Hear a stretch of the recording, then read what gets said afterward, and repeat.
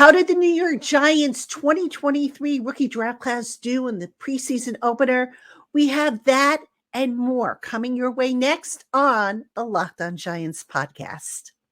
You are Locked On Giants, your daily New York Giants podcast, part of the Locked On Podcast Network, your team every day.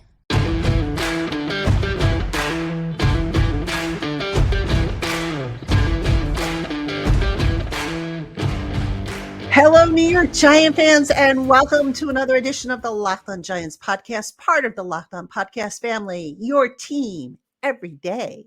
My name is Patricia Traina, and happy Monday to everybody. We are entering preseason week number 2 for the New York Giants. The Giants last week dropping their preseason opener to the Detroit Lions 21-16, but it's not about the game, as we know. It's more about the player evaluations. And on today's Locked On Giants podcast, we're going to take a look at the 2023 New York Giants draft class. How did they do? Pretty good. Spoiler alert. They did really well, a lot of them. So we're going to break down each pick and the highlights and lowlights from his games. So we'll do that up front. And then we're going to spin ahead to an overall competition update, several positions and spots on the depth chart up for grabs. How did the players help themselves and who didn't help themselves? We'll talk about that. And then we will get to what to expect in the week ahead as the Giants cruise into week number 2, preseason week number 2, where they will host the Carolina Panthers. So we'll take a look at some anticipated storylines and whatnot. So that's today's agenda here on the Locked On Giants podcast. As always, thank you for making us your first listen of the day, or if you watch on YouTube, your first watch of the day. And of course, a special shout out to my everydayers, those of you who tune in every day to catch the podcast. You are greatly appreciated. A big hello to anyone who just found the podcast. I hope you enjoy it and you'll be a regular visitor, if not an everydayer, to the podcast. And everybody in between, because you're all so important to me. You really are. And I appreciate all the kind words that I get from everybody in the comments section on YouTube and emails and whatnot. So let's get into it because we've got a lot to cover in this first segment. We're going to look at the New York Giants 2023 draft class report. So what I did was I made some bullet points just based on some film that I was able to catch. I went back and I looked at the game again. I got my hands on the all 22 for this particular game, and I was able to really zoom in on certain guys and come up with various opinions and whatnot. So I'm going to give you that. And also I've got some snap counts for you, including a breakdown of, what exactly each guy did, that courtesy of ProFootballFocus.com. So that's an overview. Let's get into it. We're going to kick things off with Deonte Banks' first round draft pick. Banks played 37 snaps, 14 of which were run defense, 1 pass rush, 22 coverage. All right. So what did we see? Basically, we saw a guy who was pretty good. All right. Banks, remember, got off to a slow start for the summer, but he has picked it up and he looked pretty good in the preseason opener against the Lions. His one-on-one coverage was as tight as it gets. Even if he gave up a pass, he was still on the receiver's hip.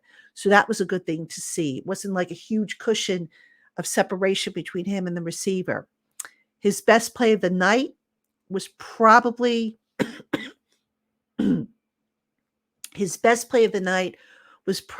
the one in which he was staying step for step with Lions speedster Jameson Williams on a deep crossing route. That pass went incomplete. It looked like from behind that Banks got beaten on the play, but he wasn't. He actually managed to get a hand in there at the last minute, knock that ball away. So that was a nice highlight play for him. Textbook coverage on a deep fade. And I believe he drew a offensive pass interference when he got shoved in the face by the receiver. So that flag, though, actually, if I'm not mistaken, that was the one I think they picked that one up. So that probably should have been an OPI, but they didn't call it after, the officials got together and decided that maybe the ball wasn't catchable. I don't know. I thought it was an OPI, that particular play, now that I think about it. But what I think doesn't matter, unfortunately. But anyway, now a couple things that Banks did that I don't think a lot of people give him credit for. Lone tackle attempt that he had was as physical as you're going to find from any player. So that was good to see physicality in this game. And he contributed to the team's second interception, the one by Dane Belton. And the way he contributed was that he had tight coverage on a deep crosser route, a receiver running a deep crosser that forced an overthrow by the quarterback. And Belton was in good position to pick that off. So overall, a strong game by Deonte Banks in 37 snaps. All right, let's go to John Michael Schmitz, pick number 2 by the Giants, and probably the rookie star of the game, if you want to pick a star of the game for the Giants, from the Giants draft class. All right, Schmitz played in 32 snaps, 21 in pass pro, 11 run blocking, played mostly against second teamers, which, was to be expected. So, I have to mention that because, obviously you got to see how he does against first teamers. And that's coming down the pipe, before the summer ends. So against the second teamers, Schmitz, in my opinion, was a man amongst boys. Just really played well. 0 pressures allowed on the 21 pass pro snaps. There were no center quarterback exchange issues with the snap. Schmitz running that dead ball snap. He ran a tight operation. He handled solo blocking well and his duos well. He finished everything, as expected. And he passed off guys, seemingly without any hiccups. So solid game for John Michael Schmitz. Now, that doesn't mean he's a finished product, but he had a solid NFL debut. And there's a lot to like about that young man's game. Jalen Hyatt, the third round pick, 18 snaps, 12 in the passing game, 6 as a run blocker. His run blocking grade was a solid 60.5 from Pro Football Focus, for those of you who are into PFF's grades. Hyatt, not a whole lot of, pass targets. I think he just had one, and it was on a receiver screen that was well defended and was blown up for a 4-yard loss. Not really his fault. Also not his fault was the fact that there weren't a lot of deep opportunities available because as the game went on, the pass protection got worse and worse. So Hyatt, a relatively quiet night after a really, strong last couple of weeks in showing off that deep speed, splitting the coverage and whatnot. So still more to come from him. All right, fifth rounder, Eric Gray, the running back. All right, in the offense, he showed a good feel with the ball in his hands and broke several tackles. Very feisty runner. Pass blocking was a little on the spotty side, if I'm being honest. I thought Jashawn Corbin was the best pass blocker amongst the running backs, if I'm being honest with you. The foot speed shown by Eric Gray, you question if he's going to be able to run away from a lot of guys. But the good news is he has good vision. He lowers his head and he finishes with physicality. So an encouraging start for him. I'd like to see a little bit more from him actually in the offense. I wonder if he's going to maybe settle in eventually as the third down back. But if he is, I'd like to see him do a little bit better job with the pass pro. Now, Eric Gray also served as a return specialist, both on punts and kickoffs. The good news, excellent ball security. There were no muffs. He did have to lunge at one particular ball, but he secured it. His best return was his first kickoff, in which he had a lot of space to work with and attacked it. Got 36 yards on it, but unfortunately, that was the kickoff where there was a holding penalty that nullified it.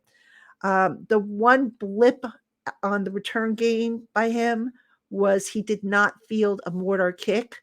That was the one where the ball bounced. It was a live ball, and then a Detroit Lion player touched it and eventually knocked it out of bounds. It worked out for the Giants, but I would have liked to have seen Gray pick that one up because that's a live ball. All right. So if the Lion player had recovered it, who knows? That would have really, been a turning point at that point in the game. I don't think I saw a lot of explosiveness from Gray as a returner, but he was reliable and did nothing to lose the job. And as Brian Dable said to the media on Saturday when he spoke to us via conference call, Gray's going to get a longer look at the return spots. All right, let's look at Trey Hawkins the third. Trey Hawkins played in 37 snaps, 14 run defense, 1 pass rush, 22 coverage. On the opening interception, that was the one by Jason Pinnock, Hawkins actually played a part in that he had blanketed his guy. All right, so that helped with forcing the turnover. I thought his tackling consisted of a lot of physicality. I mean, that's what you like to see. You like to see these guys not only hit, but really hit their guys hard, wrap them up, and bring them to the ground. So Hawkins did a good job with that. He did have one missed tackle in his night, but he responded well from that. He shook it off and he came back with more physicality and good coverage. He was part of a group, speaking of coverage, he was part of a group that left the man wide open along the sideline in a zone coverage. And he was beaten on a stop and reverse short route. I think that was down by the red zone. Would have gone for a touchdown, except the throw was knocked away. So, not a perfect game by Hawkins, but a solid game. Still some things that can be cleaned up, some teaching points, as is the case with all these guys. There's teaching points. So, not to worry. All right, Jordan Riley. If we're giving out awards for the rookies here, I'm going to give him my surprise guy of the week, because Jordan Riley is a guy that, coming into the first preseason game, hadn't really noticed him a whole lot. I didn't see a lot of plays for him. I didn't write his number down a whole lot. Started to write it down like maybe the last couple of practices, but still I thought, okay, you know what? He hasn't really done much. So let's see what he does in the games. Well, folks, here's what he did in the game. 43 defensive snaps, most of those at nose tackle. He was double teamed quite often on a lot of those snaps, but he held up well, absorbed the blocks without giving up much room, took up space, which is what, his role was, and played physical. He did have one excellent red zone tackle late in the game. And of note here was, even though he played late into the game, his stamina had held up. It was a warm night, but they were inside the dome, so it was temperature controlled. So he was able to hold up with his stamina, because a lot of guys, when they're coming from college and they start playing the NFL level, where the intensity picks up like tenfold, their stamina starts to wear down. So Riley did not have that problem. Now, what do we want to see moving forward from him? We want to see him shed some of the solo blocks. He did get some solo blocks in this game, not a whole lot, but he didn't really shed them as well, and thus wasn't a part of making a play. So I'd like to see him maybe shed some of those solo blocks and make some plays moving forward. All right, and last but not least, Javarius Owens. He played in 40 snaps, had 18 as a run defender, 4 in pass rush, 18 in coverage. Both of his tackles came in the red zone, and they were instinctive. You really saw his instincts on display on those particular tackles. So that was a very encouraging sign. Owens had a near interception on a ball in which he just missed it. He made a break, but just missed it by a hair. So overall, good size, good instincts from Javarius Owens. I'm not sure, where he's going to fit into the grand scheme of things with the depth, but solid game from the young man. And really, folks, a solid game from the entire rookie class. There wasn't really anybody who you could sit there and say, oh my God, he looked awful. So kudos to the Giants rookies. All right, now coming up next, we are going to talk about the competitions that are going on. I'm going to have a little update for you as to where everything stands. So please stay with us. We'll be right back. Hey, Giant fans, August is here, and you know what that means. The official start of fantasy football drafting month. So get championship ready for your home league by trying out Best Ball on Underdog Fantasy. All you do is one live snake draft. There's no waivers and no trades. Underdog sets your best lineup every week. So go on and try it out with Underdog's Best Ball Mania Tournament. The largest fantasy football contest of all time is back and even bigger. with $15 million of total prizes up for grabs, including an absurd $3 million going to the winner.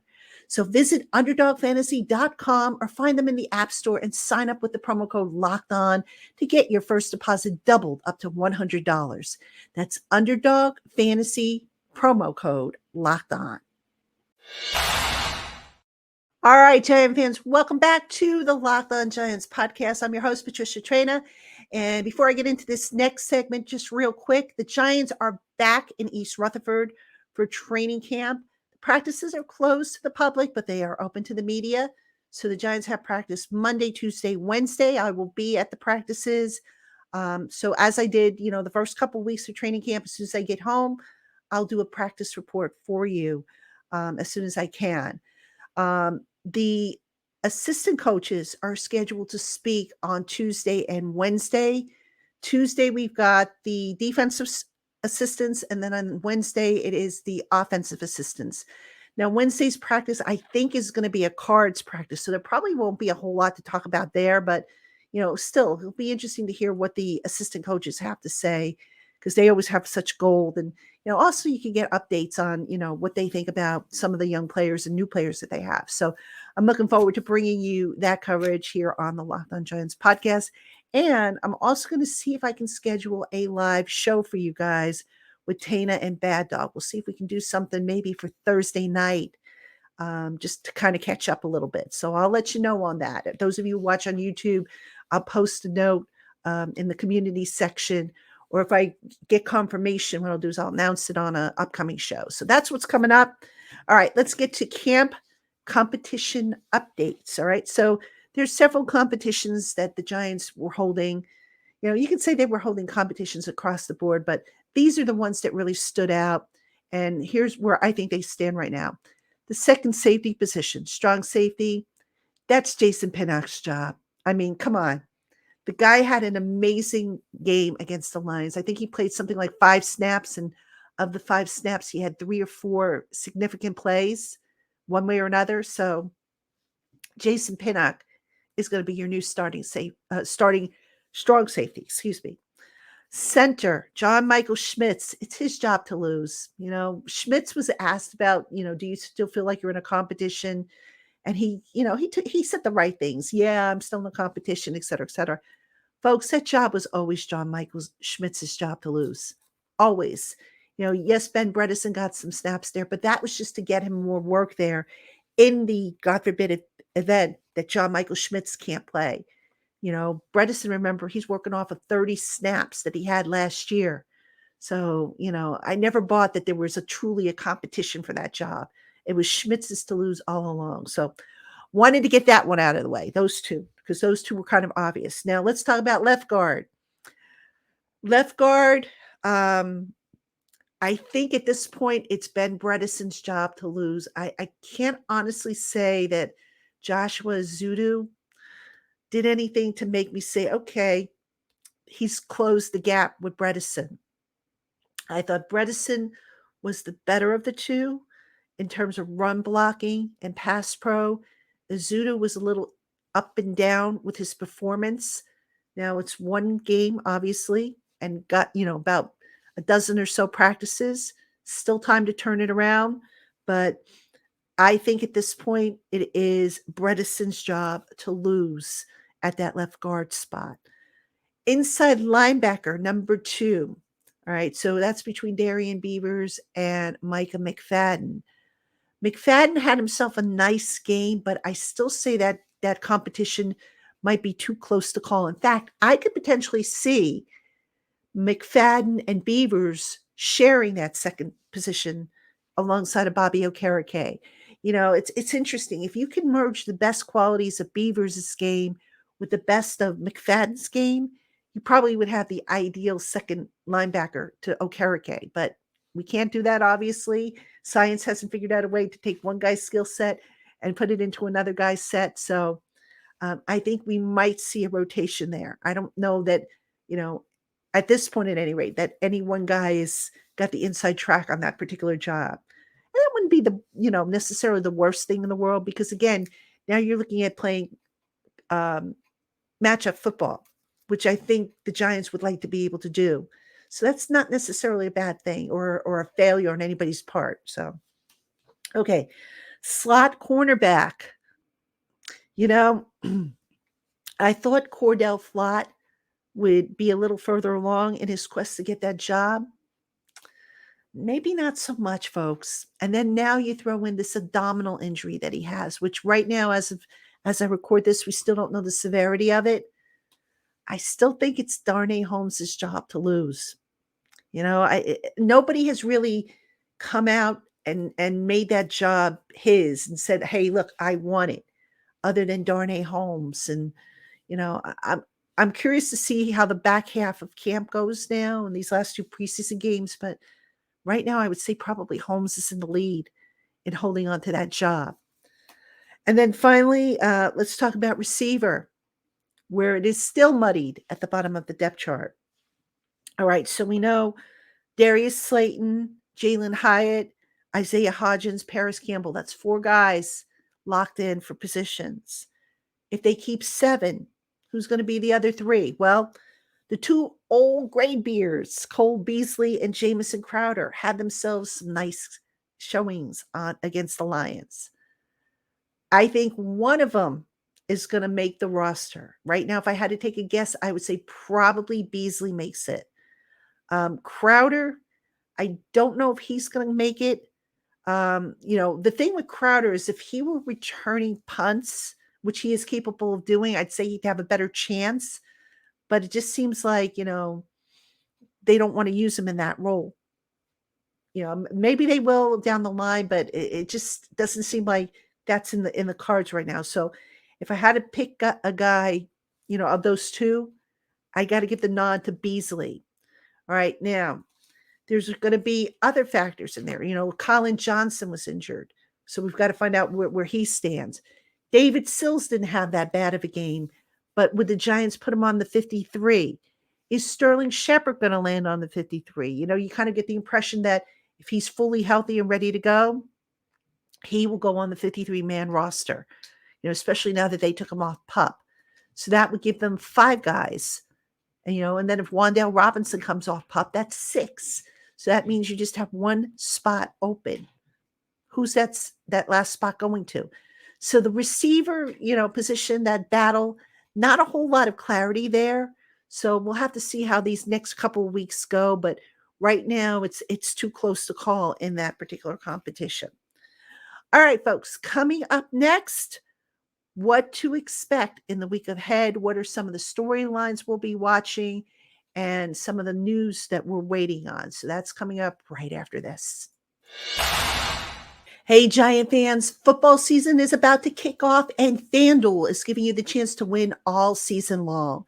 Because right now, when you bet on a Super Bowl winner, you can get bonus bets every time they win in the regular season.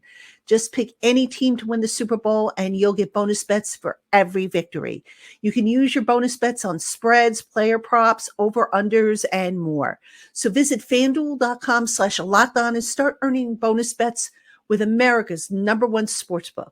That's FanDuel.com/lockedon.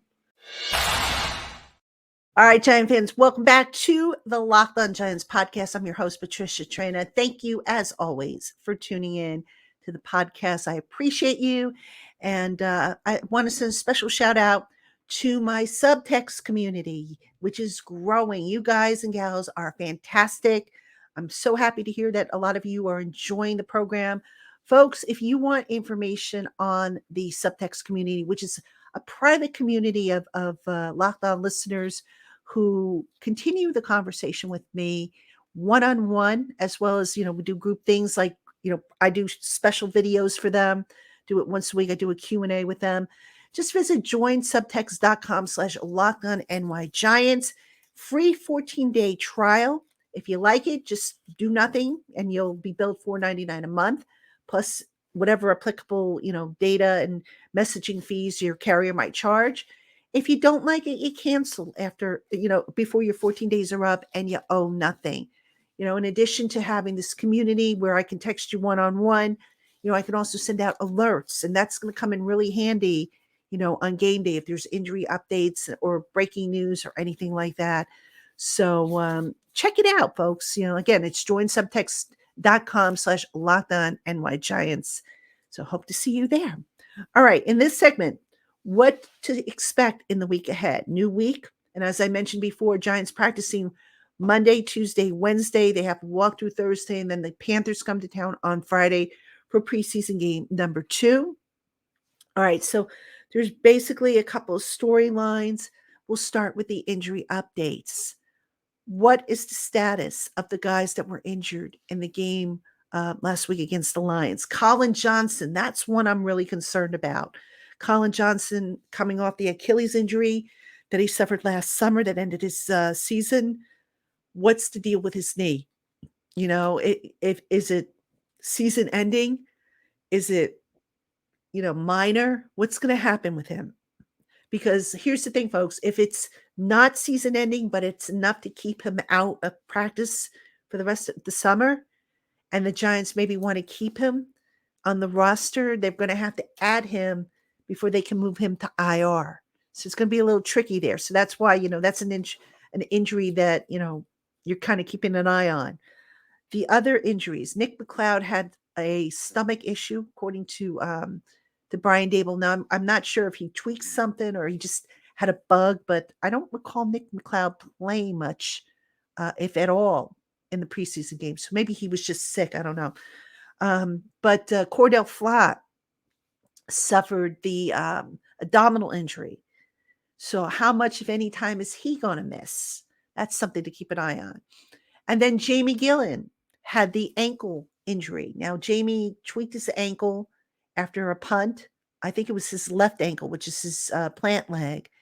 And he finished the game, but what are they going to do with punter the rest of the week? Are they going to bring in another guy? Are they just going to avoid having Gillen punt? Jamie Gillen had another kind of clunker punt. I think he outkicked his coverage. If you could say he outkicked his coverage on the punt return for a touchdown. Not to mention he got bad blocking, but it starts with, the fact that he outkicked the coverage. So what are the Giants going to do there, with him? Are they going to bring in another guy, or are they just, is he going to be good to go? So that's something to keep an eye on.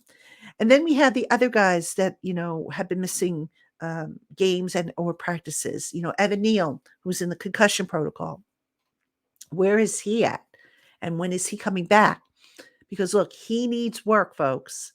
He was there for the first couple weeks of training camp, but the longer he sits in the protocol, the more concerned I get. And I'd like to see him, get some reps, especially as we have these last 2 preseason games. I think that's important for him to get some reps. Raheem Nunez-Roches, I think, had the groin issue. That was a little bit concerning, because this is his second go around with an injury. Ryder Anderson remains out with an injury that is week to week. And I'm just trying to think if there were any others.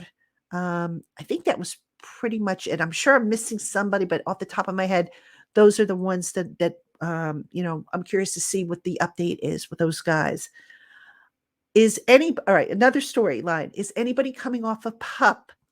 And Wan'Dale Robinson, I'm looking at you, because I go back to the interview that General Manager Joe Shane did with the Zach Gelb show about a week or so ago.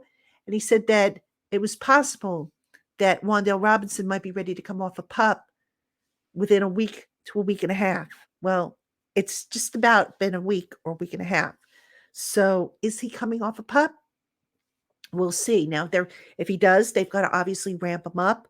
But now if he comes off PUP, now that further muddies the wide receiver picture. So we'll see if Robinson, who's, of course, coming off that ACL injury, if he's ready to go, or if they continue to keep him on PUP. So they're going, Dable didn't provide any updates when we spoke to him Saturday. He said he would provide updates on Monday, understandably so, because it gives all these guys an extra couple of days to see how they're, doing and coming along. And then the final thing that I think a lot of people are going to be curious about, including yours truly, is will the starters, many of whom did not play against the Lions, will they play against the Panthers? Now, at some point, the starters are going to get snaps. They have to. not a whole lot of snaps in some cases. Like I'm not sure Saquon Barkley, for example, needs a whole lot of snaps. I don't know if Daniel Jones needs a whole lot of snaps. Andrew Thomas, I don't think he needs a whole lot. And I can go down the list, but at some point, these guys do have to get some snaps. The question is will it be this week, or will they go up against the Jets in a preseason, dress rehearsal, and maybe that's where they will get their extensive action. In an ideal world, at least as far as I'm concerned, I'd like to see the Giants starters go against the Jets starters because the Jets have that really good defense and their offense isn't too shabby either. So that would be a really good opportunity, I think, if both Dable and Jets head coach Robert Saleh agree to put their starters in and play them for like a half, maybe into the third quarter, just to get everybody some work, some quality work. Because after that preseason game, obviously you have a little mini break, if you will, until the regular season game starts.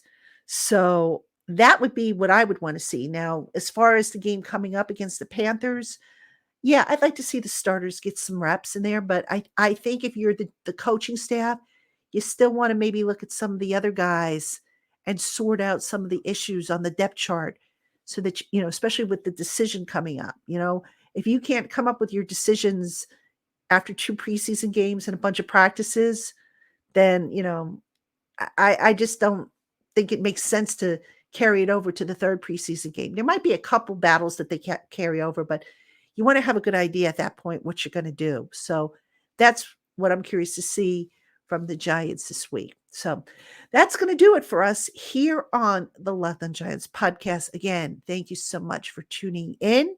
Make sure you keep it here all week long because, like I said, got plenty of stuff coming up, and I am excited to bring it to y'all. So thank you, Giant fans.